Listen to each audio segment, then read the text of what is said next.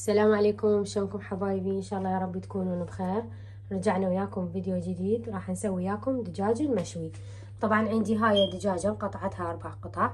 عندي بطاطا، البصل، فلفل الوان، معدنوس مثروم ناعم، قطع زبدة وثوم، كمون وفلفل اسود، طبعا خلطتهم سوا. وهنا عندي الملح والليمون، عصير الليمون طبعا. شوفوا حبايبي، بالبداية ايش راح نسوي. هذا عندي المعدنوس، راح اجي اضيف عليه الليمون زين، واضيف عليه الملح، اضيف عليه الكمون، ونخلي الثوم بهالطريقة هاي نهرسه.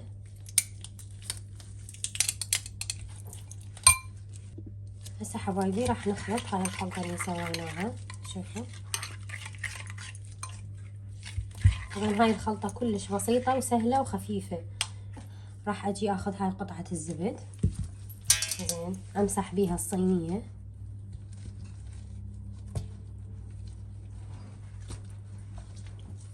وراها ننزل الدجاج. بسم الله، نزل قطع الدجاج، خلي قطع البطاطا،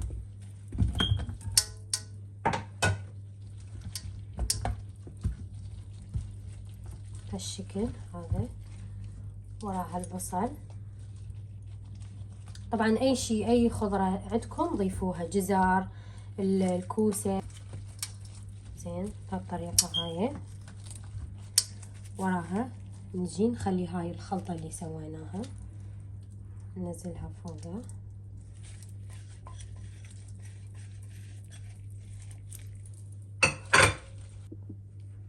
طبعا هي النكهات راح تتشرب زين، والليمون يعني يعطيها كلش طعم طيب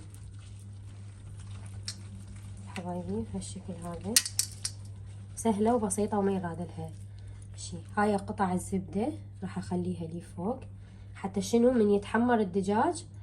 هذه طبعا شوفوا، هذه صدر الدجاج مثلا راح اخلي قطعة جوا هالشكل هذا، دا تشوفون.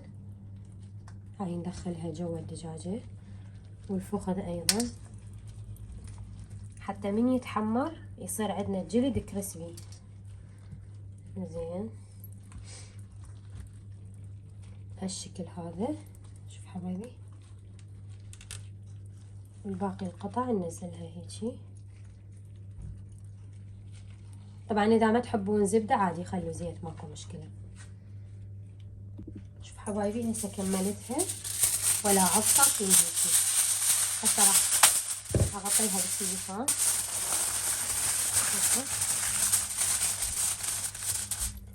وراح اخليها بالفرن على درجة حرارة 250 مدة ساعة ونص زين. ومن راح تستوي اشوفها تستوي، افتح القصدير واخليها بس تتحمر من الوجه، وهاي تكون اكلتنا جاهزة.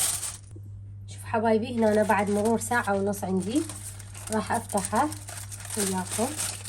واو ما شاء الله،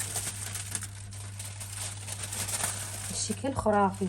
شوفوا باعوا بعده بس ما متحمر. هسه راح ارجعه للفرن، اشغل عليه الشوايه حتى يتحمر الدجاج. وهنا حبايبي هذا كمان صار عندي بهالشكل هذا. شوفوا شلون صار، ما احكي لكم على الريحه مالته، الليمون يعني ريحته مو طبيعيه صارت زين. شوفوا، علينا وعليكم بألف عافيه، ولا تنسونا باللايك والاشتراك. مع الف سلامه.